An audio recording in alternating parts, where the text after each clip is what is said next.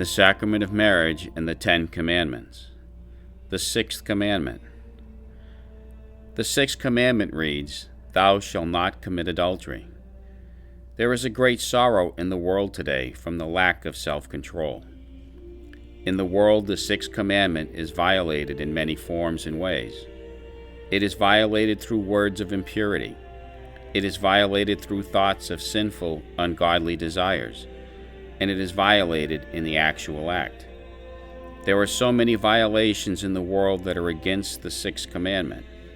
This in itself could call down from heaven the just punishment of God. Many men and women enter into the sacrament of marriage without the full knowledge of what it should represent and how special it truly is. One must first examine completely the responsibilities of the sacrament of marriage before they take their vows to our glorious God. When one is preparing for the sacrament of marriage, they must first seek God's will to know the vocation that He has planned for them. It is important that they utilize the guiding light of God in their discernment, for the guiding light of God shall make all things clear in the direction of their spiritual journey upon the earth. The guiding light of God comes from the Holy Spirit, and by His light all things are made clear to them in their vocation, and then the path that they are to journey upon shall be revealed to them. It is important that we remain patient in all of our decisions. It would not be prudent for us to hasten into a decision, for many times when we rush into a decision, we enter into a deception of the devil. If one believes that they are to be married in the sacrament of marriage, they must pray for the light of God to come, so that the divine light of God will divinely lead them in their vocation. It is important that they do not become anxious, lest if they become anxious, the evil one can lead them down a path of complete emptiness, and they will not even know it. So in all things, wait upon the divine providence of God, for with His wisdom He shall make clear the path of our life. If in our journey we are to be married in the sacrament of marriage, God shall lead us to our proper spouse. We must understand, when we allow the Spirit of God to move in our life, we shall be consumed by His light. And with this light, we shall gain in wisdom and understanding that leads to righteousness and happiness. In great sorrow, many of the youth do not seek guidance from God, for they are content with the guidance of the dark side of life. Thus they build relationships without being properly prepared in faith and morals. The downfall of the youth is their freedom from responsibility. Thus their spiritual life becomes stagnant, which brings unto them a spirit of darkness that leads them down the corridor of destruction. Though the Spirit of God moves the youth through their spiritual life, many times they cast out His divine light of guidance for sinful pleasures of this world. In great sadness, a great number of the youth are being led by the flesh. Though their soul longs for the light of God, their flesh many times keeps them away from His divine light of mercy. When the youth live this way, how can one say that they are properly preparing themselves for the sacrament of marriage? Even those who have strong faith have hidden desires for this world. When we have these desires, even the strongest of men can be led away from what is righteous with the Almighty God. It would be good for us to learn these truths. Those who seek relationships at an early age are many times pressured into adult situations, and with their lack of knowledge, they entertain the sinful temptations of lust. It is important that the youth do not enter into any relationship with the opposite gender until they are prepared properly to enter into the sacrament of marriage. They must first be nurtured in faith, morals, responsibilities, and duties. All of us must always live in the principles of God. It is only proper to enter into a relationship when you are ready to enter into the sacrament of marriage.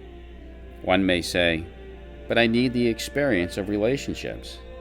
And God desires that one to know They do not need experience to be wholesome, to have dignity, and to have love. Thus, the experience you shall need in your life lies in the virtues of God. Though this is not the way of the world, it is the way of God. And those who seek beyond God shall many times suffer from their own sins. How much confusion must come? How much punishment must come before those who are away from God return to Him? To those who are contemplating marriage, it is your duty to know the true meaning of the sacrament of marriage. One should not question why this is said, for the reason is clear. Many enter into the sacrament of marriage without a true understanding of its responsibilities. Thus many come before God with empty promises. Many base their relationship by emotion and feelings towards the person, but a relationship must be more profound than this. One must cast away the emotions of self and see the reality of the person with whom you seek to enter into the sacrament of marriage. Many times men and women believe their illicit love for one another is reality. But if it is not based in God, it shall not stand the test of time. For many times the emotion of love can be flamed by the desires of the flesh. When the desires of the flesh cease in the marriage, both husband and wife are left with what they have received at the moment of the sacrament. So if the husband and wife come before the altar to satisfy the temptations of lust, they shall not receive the benefits of what God bestows upon those who come before Him in proper attire. Love of God must come first, and a profound love of God must bind the husband and wife in a relationship blessed by the divine love of God. If it is not based in God, it shall not share the love needed for a successful marriage. If we are not truly based in love, our relationship will come to a tragic end, where the heart will be damaged, and the wounds will heal over themselves, hardening the heart, making it more difficult to love again. So it is important that we look upon the sacrament of marriage with more sincerity. To those who are considering marriage, and to those who live in the sacrament of marriage, we should look at God's creation. God created man in His own image. After Adam was created, God looked upon him and spoke, "It is not good that a man should be alone."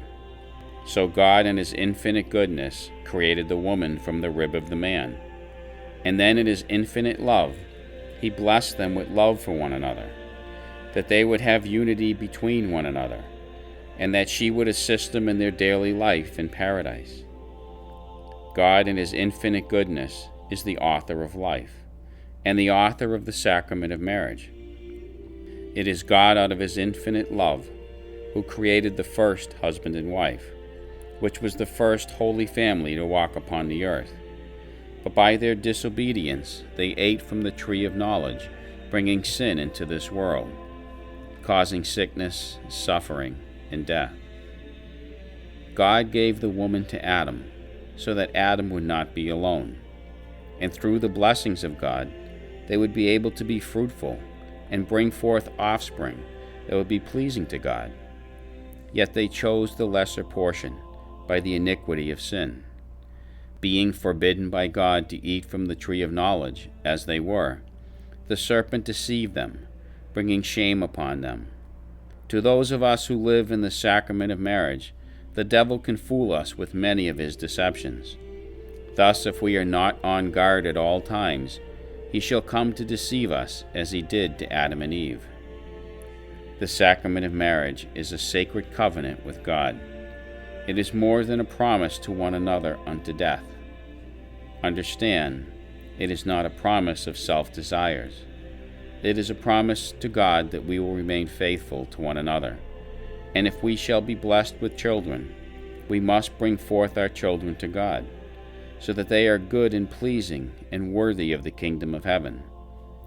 Those who are entering into the sacrament of marriage, and those who already live in the sacrament of marriage, have the responsibility to love, honor, respect, and assist their spouse in the journey to the kingdom of heaven.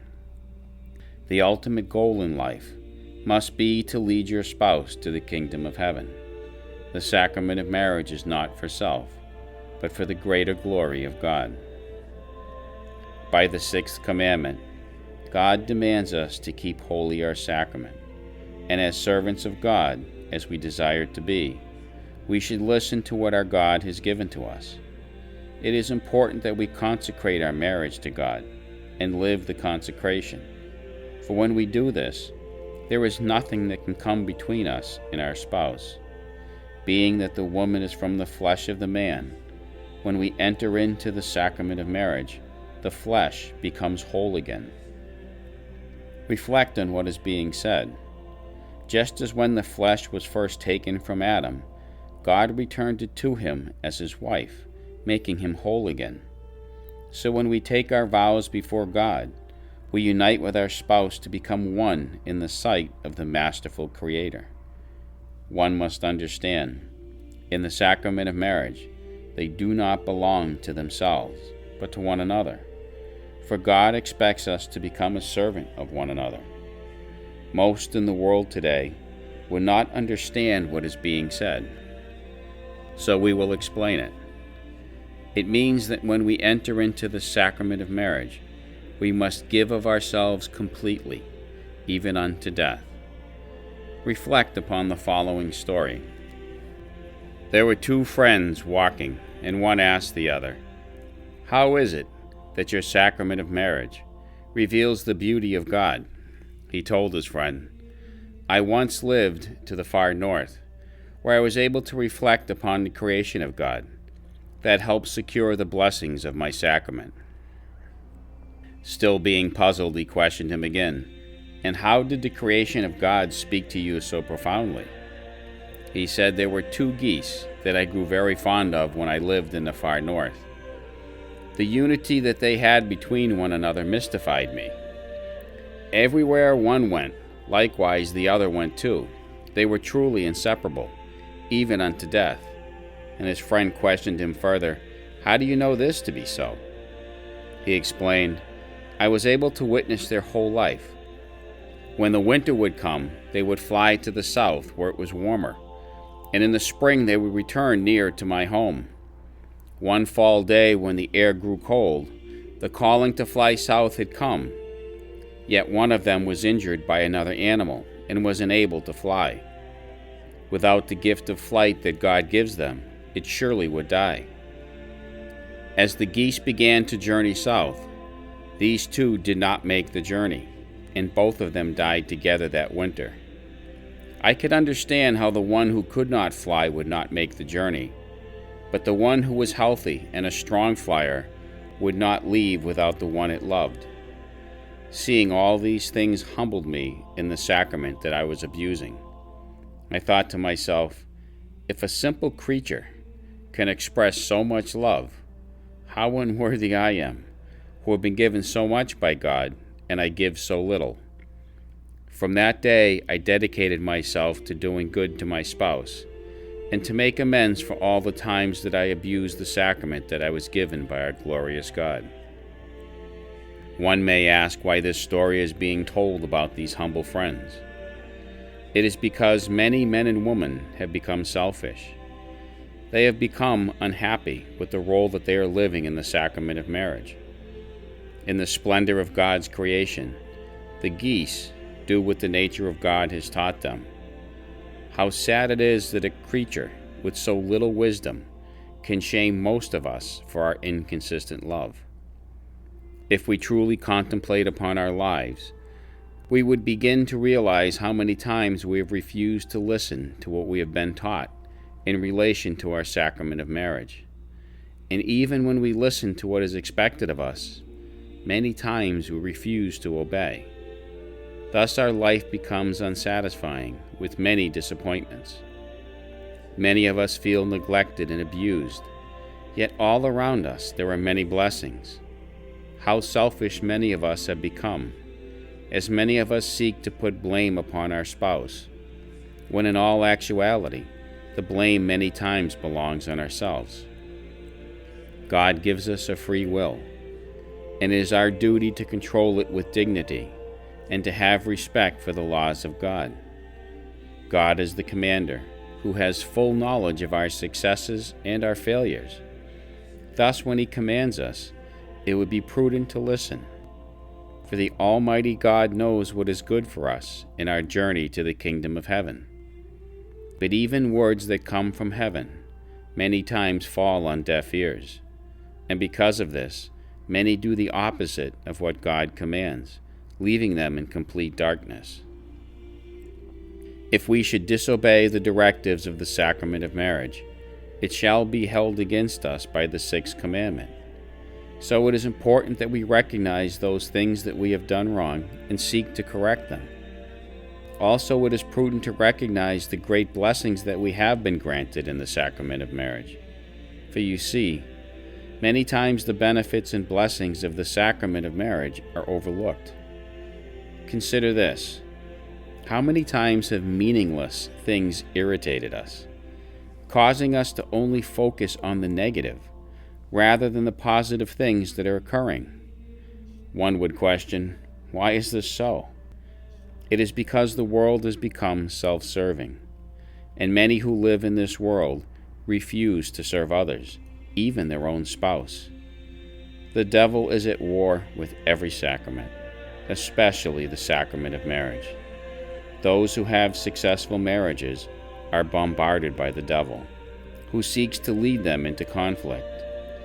It is important for us to understand that the sacrament of marriage is threatened in many different ways.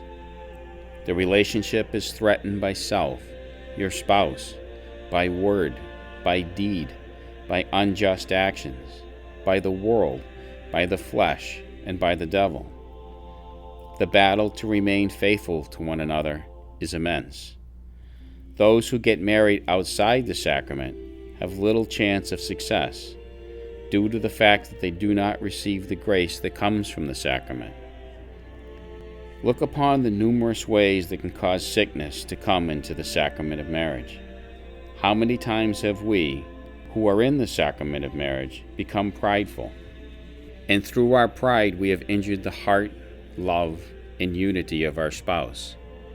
Pride causes one to have a dominating spirit that is not of God. Understand, when one feels dominated by the other, they will react in vengeance, causing pain and suffering, and the relationship between them and God will be severed. It is wisdom to know that pride is a deadly weapon that the devil uses frequently. Because pride is invisible in nature, many times it cannot be seen in self. Thus, the reason why the devil uses it so frequently becomes clear. Those who act out in pride threaten the very existence of their sacrament. Pride is destroying an enormous amount of marriages. There have been many who have entered into the sacrament of marriage with full knowledge, and then with their pride destroyed the marriage, causing separation and divorce. Look how many ways the sacrament of marriage is threatened by self. It is threatened by greed, by selfishness, by infidelity, by disrespect, and by disorderly conduct. It would be good for us to recognize the categories that we have entered into and seek to change them. It is important that we do not enter into these vices, for many times these offenses lead one another into the sin of hatred, causing the emptiness of separation and the darkness of divorce. We must understand that marriage must reflect the opposite of what can destroy it. God gives us a sufficient amount of grace so that we can overcome ourselves, the world, and the devil. And because God does not tamper with our free will, we must utilize God's grace to its full potential. When we utilize the grace to its full potential, we shall become the person that God intended us to be. We must overcome ourselves. If we have the spirit of pride, we must seek the better portion of humility. If we have the spirit of greed, we must seek the better portion of generosity. If we have the spirit of selfishness, we must seek the better portion of giving of self. If we have the spirit of infidelity, we must seek the better portion of faithfulness. If we have the spirit of disrespect, we must seek the better portion of respect. If we have the spirit of disorderly conduct, we must seek the better portion of having proper conduct. Then when we accomplish these things, we can begin the battle that the world wages upon us. One must reflect on how the world threatens the relationship between husband and wife. Reflect on the first parents. Though they dwelled in paradise, where pain, suffering, and death had no place, she, being seduced by the serpent, transgressed to the man, causing the first original sin that brought pain, suffering, and death into the world. From the first original sin, the devil had his portion of domination in this world. Throughout the history of mankind, the devil has demonstrated a great amount of domination, leading mankind into great destruction. Before the original sin of Adam and Eve, there was no death, no suffering, not even pain in childbearing. But because the powerful archangel betrayed the love of God, the world lives in a swarm of pain and suffering. We must understand that the devil is powerful, he is evil in nature, and his works are everywhere today. He has caused many not to believe in his existence. The devil has manifested himself in this world with a great darkness that has covered much of the world. His errors are being spread throughout the whole world. The devil seeks to disgrace the sacredness of the sacrament of marriage, as many fight for the blaspheming unities of homosexuality. In the world today, the sacrament of marriage is suffering from the lack of education on the sacrament. It is suffering from the teachings of this world that go against the morals and principles of God. We cannot be blind to what is occurring in the world today. There are so many obstacles that we must overcome to remain faithful to our sacrament. Look upon the instruments in the devil's hands. He controls much of what is seen on television. And what we have seen and heard on the television can cause impure thoughts that violate the sixth commandment. Thou shalt not commit adultery. Sin is everywhere. Just journeying outside our home, we can be confronted by many who dress improperly. How many of us are weakened by the desires of the flesh? Then in our weakness, we find ourselves tempted with impure thoughts that violate the commandment, thou shalt not commit adultery. Many of us who live in the sacrament of marriage desire worldly gain. Many of us desire worldly possessions that go beyond our financial means, which in turn leads us to financial problems that cause sickness in our sacrament. Look upon the wealth of this nation and how God has given it the means to bear good fruit. Yet the fruit that it bears has caused us sickness. It is important that we understand the difference between good fruit and fruit that displeases God. When a nation murders their own children in the womb, the fruits of this nation are not of God, but of the devil. One may say, how is this so? It is not I who believe in the sin of this nation. We must understand, when the heart of the body dies, does not the whole body die with it? Similarly, when the heart of the nation dies, the whole nation dies with it. One would ask, how is it that our nation is dying? It is because many have not decided for God to reign in their hearts. Here are the fruits of this nation that offend God profoundly: the social destruction of the morals of God, the social destruction of families, the social destruction of children, the social destruction caused by laws that in themselves go against the laws of God, the social destruction of the principles of God, and the social destruction of the commandments of God. We should ask ourselves, how much longer will the Almighty God wait until He brings His punishment upon this nation for the lack of commitment to the laws of the 10 Commandments? How can we believe that this nation is healthy when the lust of this nation brings great destruction to the sacrament of marriage, which in turn destroys the family? Without the family, this nation shall die. We should tremble when we see how much evil has come into this land. Yet not only are many oblivious to what is occurring, many willfully enter into the sins of this world. A great part of the world has rebelled against God, for if this was not true, there would not be such extreme darkness that envelops the whole world. Even the darkness of abortion that comes from the U.S. Supreme Court. We must not seek the riches of this world, for the riches of this world are passing things. We must seek the wealth of God's righteousness, and seek the kingdom in which all the saints dwell in complete happiness. We must understand that this world has become sinful in nature, and we do not belong to this world. We belong to the kingdom of heaven.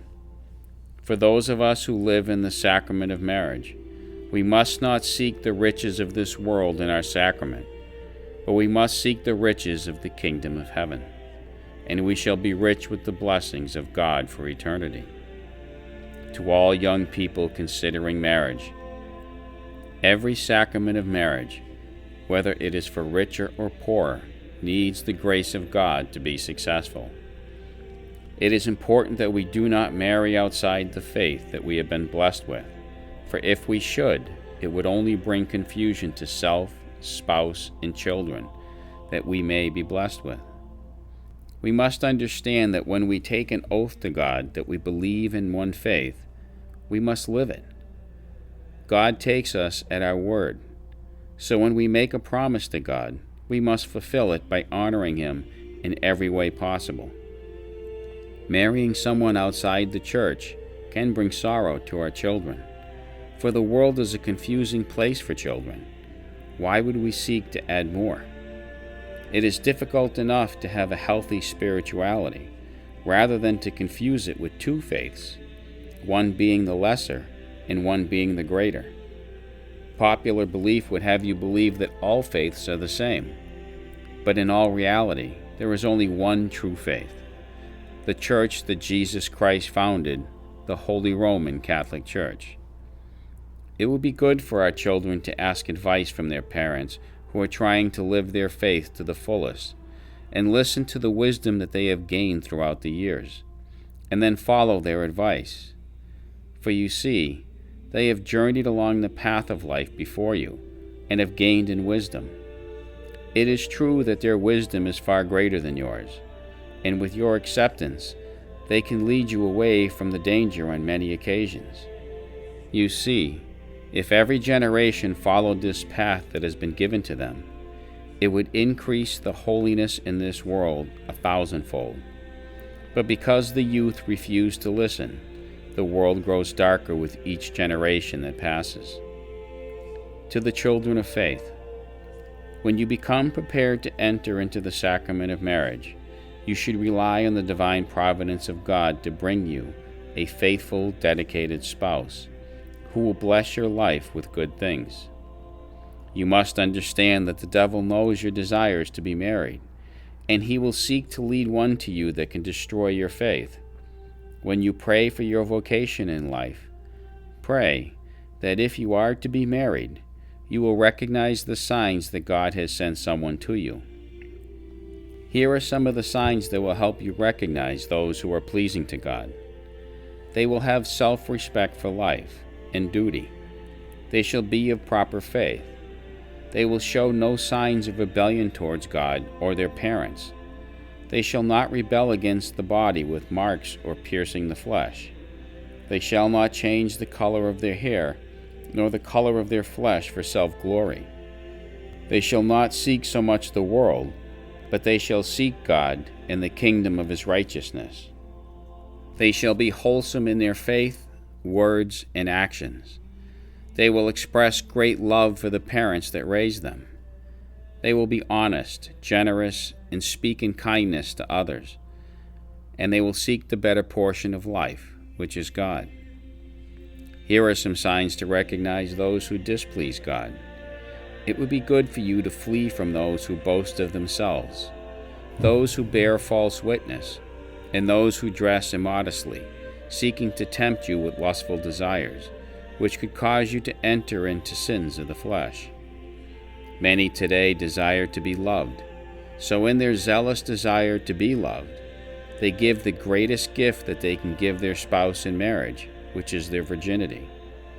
Let us understand fully, from one sin flows a river of sin. Many believe sin is fixable, so when they violate their bodies with fornication and a child is conceived, they believe that the abomination of abortion is the solution to their problem. But you must understand, the abomination of abortion brings death to whoever believes in it. The children must understand that the world is in a great state of darkness. You must choose for the light or for the darkness. Your answer to God must be loud and clear. It cannot waver by journeying in the light for a time and journeying in the darkness the other part of the time.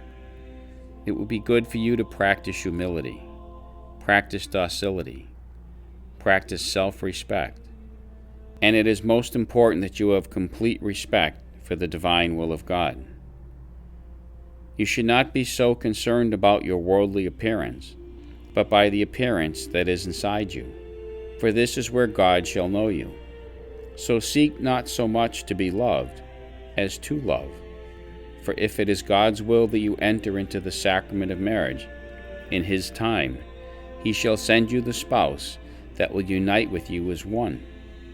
And for your patience and obedience, your sacrament will be blessed with the sustaining grace of God. Then when you enter into the sacrament of marriage, you shall be filled with the grace of God that is necessary in your journey to the kingdom of heaven. Please pray that your hearts and minds may be open to the following story, so that you might understand the mystery of love. There was a village set upon a hill where many people lived, and there were many young girls and boys who lived in this village. The boys of this village, who were nearing the age of marriage, had many brides to choose from, but there was one whose beauty went beyond all expectations of the boys. She was every young man's desire. She was humble to the meaning of humility, and she was kind as her mother in heaven was kind. Her soul was pure as a mountain spring. Many, who were strong and handsome, sought her hand in marriage. Yet she saw love in only one who was lowly in the sight of the world. There came a day of great sorrow for her, as the one she loved was cast out of his family and was made to beg for food. In her gentleness, she would go to him and give him a portion of her food, so that he would not go hungry. Many times they would come together and speak about the sacrament of marriage and how beautiful it would be. Many times when they would come together, they would pray for the greater glory of God to come. Many in the village began to gossip about a relationship with one who did not even have a home. Many questioned her why she loved one who had amounted to nothing. With her love and kindness, she answered them, "Does not God expect us to love everyone, especially the less fortunate? And besides, in all reality, you know little about him, and I was wrong to say he is less fortunate than us. I tell you, he is not less fortunate than us. One time when we were together, I revealed my sadness for him. Yet he only smiled and spoke unto me. He said that we love the Master with only a portion of what he has given to us, but he loves the glorious Master with everything he has, with everything he is, and with everything he shall be." Then he asked me, "Who was really poor in the sight of God?" "The one I love may seem nothing to you, but I have seen God in him, and this has comforted my spirit. I have seen him loving those who many of you have sent away. I have seen him feed the hungry with the little he has. I have seen him blessing the sick with his kindness, and giving his love to those who are dying with leprosy, whom you have avoided at all cost. The mercy that we give is so limited, yet the mercy that he gives is of God." After she spoke these words, many bowed their head in shame, for they knew what she was speaking was true.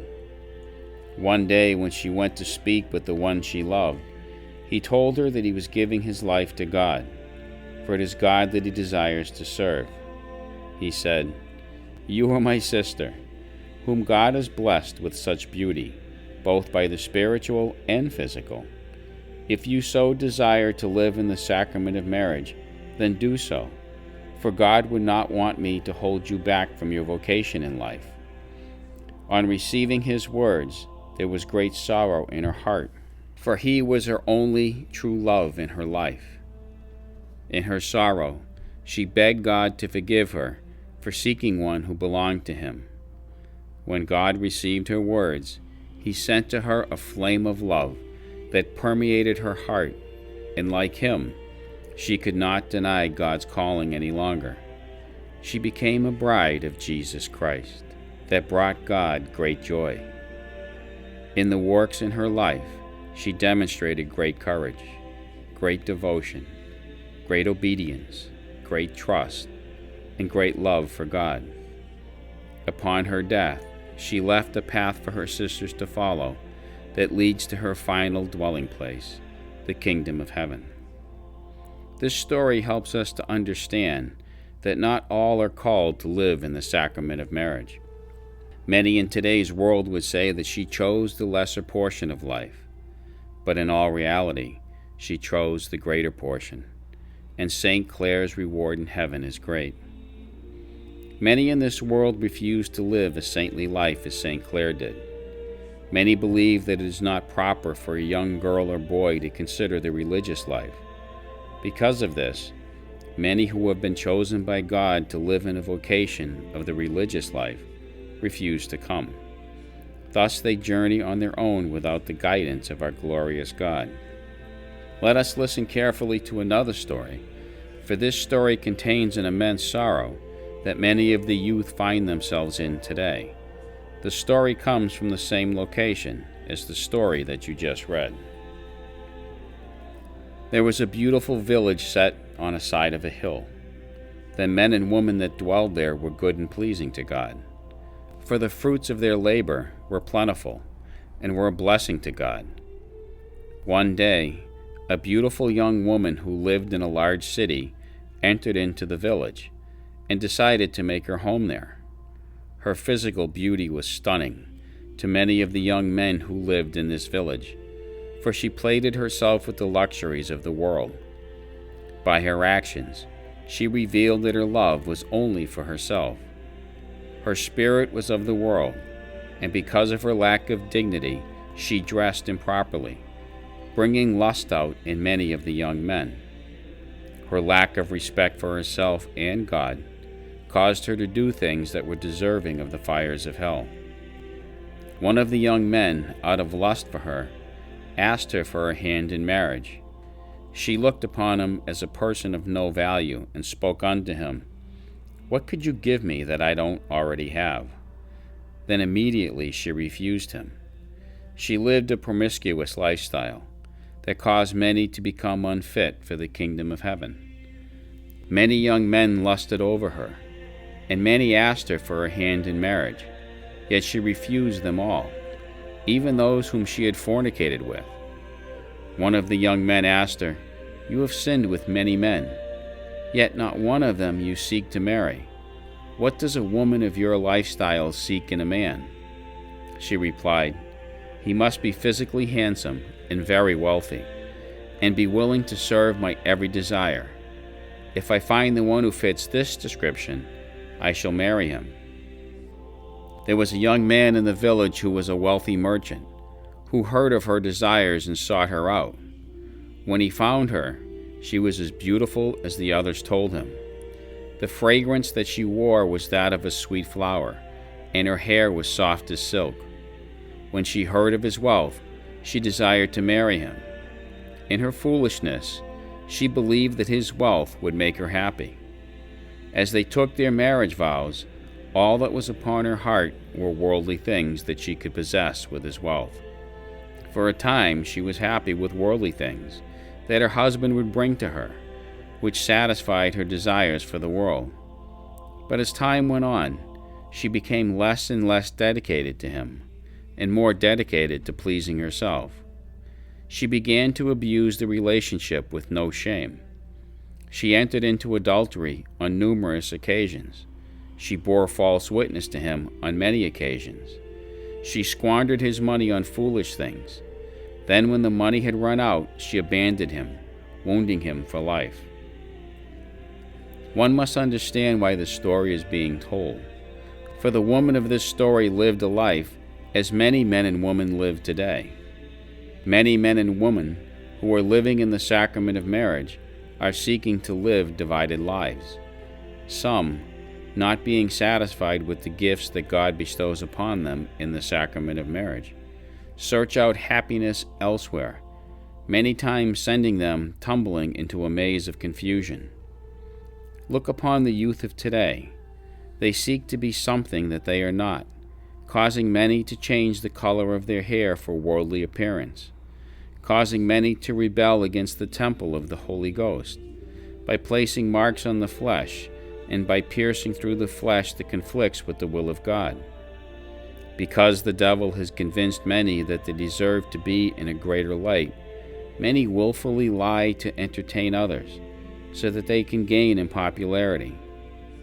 Many, not being pleased with the dignity that God demands of them, seek to tempt others with their beauty, bringing lust into their heart. Your heart belongs to God and must be treated as such. Look upon the confusion in the world today, as young girls flaunt themselves before young boys. How sad it is that the structure of society has bowed to the devil, as they allow their children to dress improperly, bringing lust out in others. One might ask, why are there so many divorces occurring in this nation? The answer is clear. It is because the sixth commandment is violated throughout this whole nation. Look at the former leader of this nation, how his immorality, his adultery, and his bearing false witness have led this nation upon the path of destruction. Divorce is caused by the lack of the love of God. For if one loves God, they would seek the better portion in life by seeking a virtuous spouse who is committed to the love of God. When one seeks understanding of the sacrament of marriage, they must look upon the Holy Family and then live the example of what the Holy Family has taught you through their love. So do not be as the family who strives for greatness in this world, but be as the Holy Family who sought the better portion of life, which is to live in the perfect will of God. We must be docile when it comes to understanding the sacrament of marriage, because many have abused it and have not utilized the benefits of the graces that we have received in our sacrament. Many people believe that the grace comes only once in their sacrament. But this is false, for the sustaining grace comes throughout the whole life of our marriage. It is important that we pray for the strength and courage to fulfill our every obligation that the sacrament demands of us. It is important that we encourage our spouse to pray for the greater glory of God to come into our sacrament. Now that we have a better understanding of the sacrament of marriage and its great demands, let us learn what the sixth commandment, "Thou shalt not commit adultery," teaches us. One must be extremely cautious about the sixth commandment, for almost every violation of this commandment is mortal, and those who violate this commandment are worthy of the fires of hell. The following example will help us understand why the violations of this commandment are mortal. The seventh commandment teaches us that we should not steal. If by chance we are tempted to take something that does not belong to us, and then after we have done it, we realize the sin that we have committed and return it immediately, this allows us to make amends for what we have done. But when we violate the sixth commandment, it cannot be returned. Thus we condemn our soul by mortal sin, and without the sacrament of reconciliation, the fires of hell we will receive at the time of our death.